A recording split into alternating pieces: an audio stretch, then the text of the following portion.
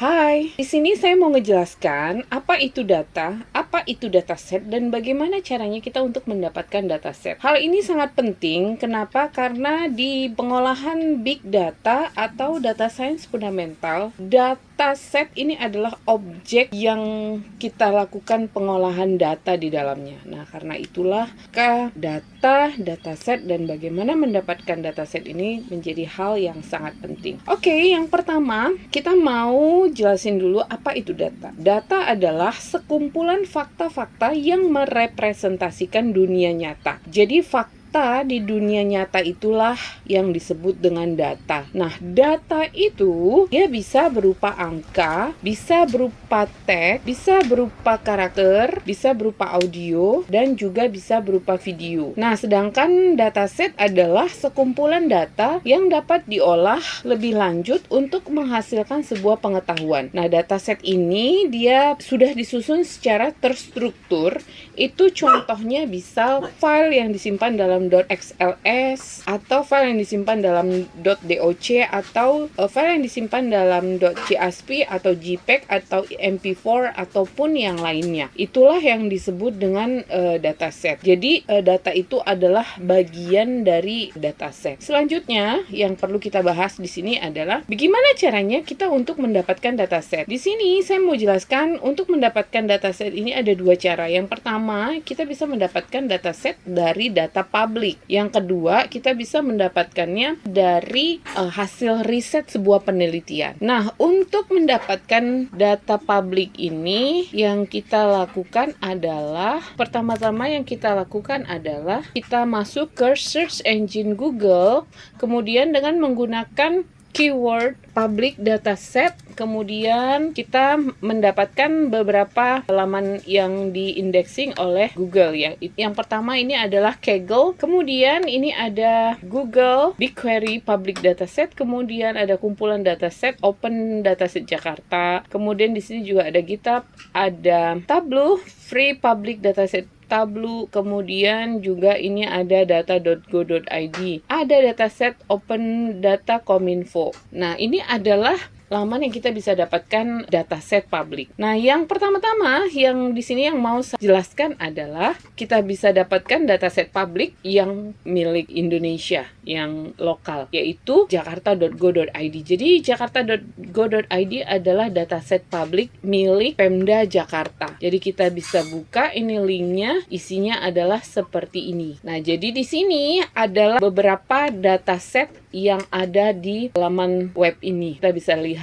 di sini ada data hasil penertiban minuman keras Satpol PP Jakarta Utara, ada data penumpang bus Transjakarta 2021, ada data jumlah dataset di portal Open. Nah, ini banyak sekali ini data Taman Lingkungan DKI Jakarta, dan ini juga ada beberapa halaman lainnya. Ini bisa kita ambil sebagai dataset kita untuk kita gunakan pengolahan data. Sekarang saya mau ambil salah satu contohnya ya, gimana nih cara ngebacanya dan ngambil datanya. Saya ambil yang ini data penumpang bus Jakarta tahun 2021. Kita bisa lihat ini adalah keterangan variabel dari dataset ini. Jadi dataset ini terdiri dari variabel tahun, bulan, jenis angkutan, kemudian kode trayek, kemudian jumlah penumpang.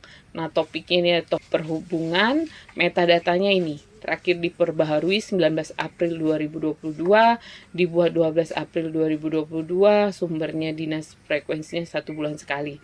Nah, inilah dia keterangan dari dataset ini. Nah, kalau kita mau ambil datasetnya, kita bisa lakukan unduh di sini. Nah, jadi di sini juga ada dataset penumpang di Desember, November, Oktober, September, dan seterusnya. Nah, kalau misalnya kita mau ambil yang Desember nih, jadi kita klik unduh. Nah, inilah dia. Jadi datasetnya ini dalam format CSV. Jadi dari format CSV, kalau misalnya kita buka, tuh tampilannya seperti ini ya.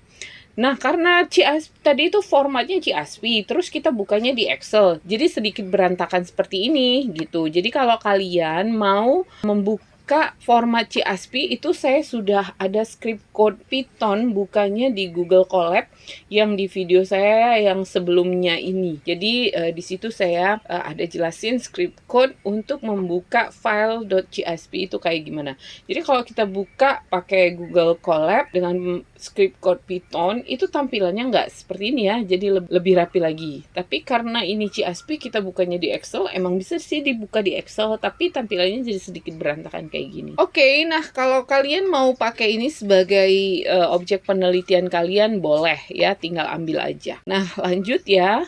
Nah, jadi di sini ada banyak data lagi yang kalian bisa pakai, tergantung dengan topik penelitian apa yang mau kalian gunakan. Jadi ini boleh diambil. Oke, nah kemudian saya mau kasih tunjuk sumber data lainnya. Di sini sih ada ya, yang lokal tuh ada data.go.id juga ada. Kemudian Kominfo juga ada. Tapi di sini saya udah cek di Kominfo ini datanya nggak lengkap. Nggak bisa juga sebagai sumber dataset. Nah, sedangkan data.go.id ini lengkap. Ini adalah sumbernya dari BPS. Jadi kalau kalian butuh data dari BPS, boleh kalian ambil dari sini. Jadi tampilannya seperti ini. Nih datanya BPS ya, nasional seluruh Indonesia, yang datanya itu dilakukan statistik oleh BPS itu ada di sini gitu. Tapi kalau yang ini tadi open data, ini memang milik pemerintahan Jakarta gitu. Dan semoga kita di Medan, Pemda Medan, suatu hari nanti kita juga punya public data seperti ini. Jadi kita bisa pakai itu datanya untuk kita lakukan pengolahan data di metode-metode kita. Karena kalau misalnya kita pakai public data set yang ada di Medan, itu kan dia lebih real ya dengan keadaan kita yang di Medan, dibandingkan kita ambil data set yang dari Jakarta ataupun dari luar negeri. Oke, nah selanjutnya saya mau ngejelasin sumber data BPS. Nah, ini sumber data BPS. Ini kita bisa lihat ini ekonomi pembangunan. Ini kita mau melihat data indeks kepuasan masyarakat Kecamatan Ngoro. Kemudian ini jumlah target unit pemerintah lokal, jumlah kematian akibat cedera fatal. Nah, ini semua datanya ada di sini. Jumlah lahir dan bayi gizi buruk Kabupaten Musi, Banyuasin.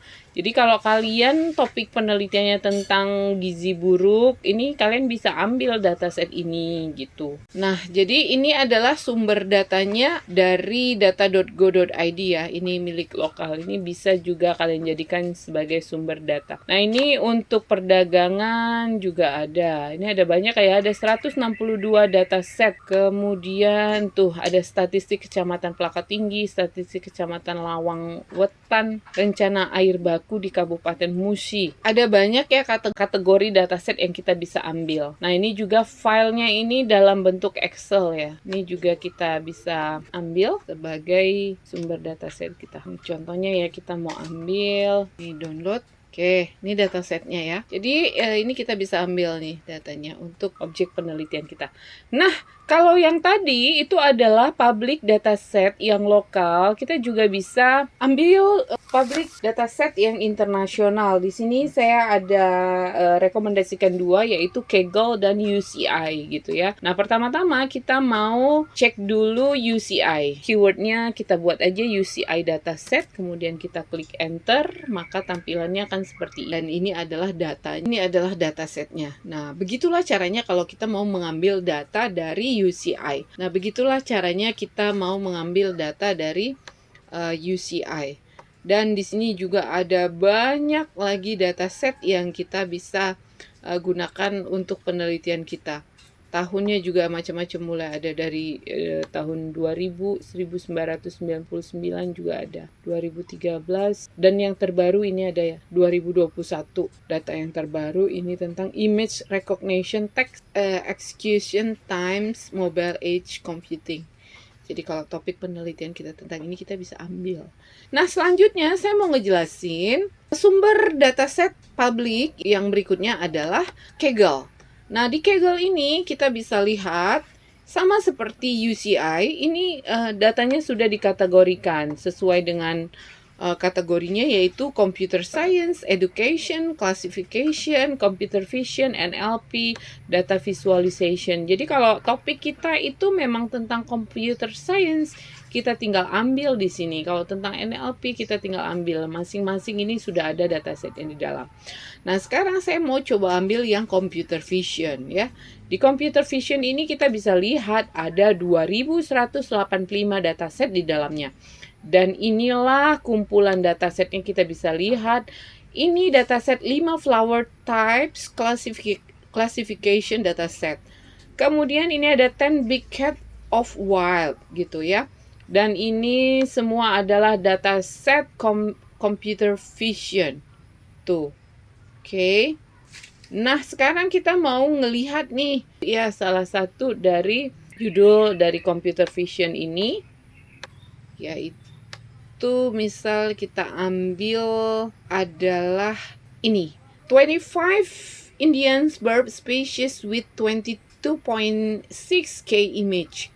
Jadi kita buka filenya, di dalam ini 25 Indian birds. Jadi kita bisa lihat tuh dia. Ada di dalamnya itu terdiri juga ada dari beberapa folder di dalamnya, di mana folder-folder di dalamnya juga ini ada Asian green bee, ada brown headed barbel, ada kategorinya juga nih. Bird species ini spesiesnya juga ada macam-macam ya. Ini ada masing-masing lagi spesiesnya. Jadi kita mau ambil spesies yang ini, cattle egret. Jadi kita bisa lihat. Nah, ini adalah datanya. Data yang ada di dalam dataset 25 Indian bird species. Jadi kalau kalian mau ambil topik penelitian computer vision, mau mengamati tentang Indian bird, nah itulah dia Kaggle. Nah, selain dari computer vision juga ada banyak lagi dataset yang kita bisa pakai di sini. Dan selanjutnya yang terakhir adalah dataset Tableau ya. Kita ambil public data Tableau. Oke, nah kita ambil resource. Nah, ini adalah dataset Tableau ya. Kita ambil sampel data. Nah, ini adalah kumpulan dataset Tableau. Kita bisa lihat ini sudah dikategorikan dataset business, entertainment, sport, kemudian public data, education, government, kemudian science, lifestyle, dan teknologi. Nah, jadi ini adalah dataset yang kita bisa pakai. Nah, yang disediakan oleh Tableau. Nah, ini adalah Superstore Cells yang saya sering pakai untuk contoh soal di mata kuliah Big Data Analyst. Nah, saya ambilnya dari sini gitu. Nah, ini dia datasetnya. Kita bisa download. Karena ini file Excel.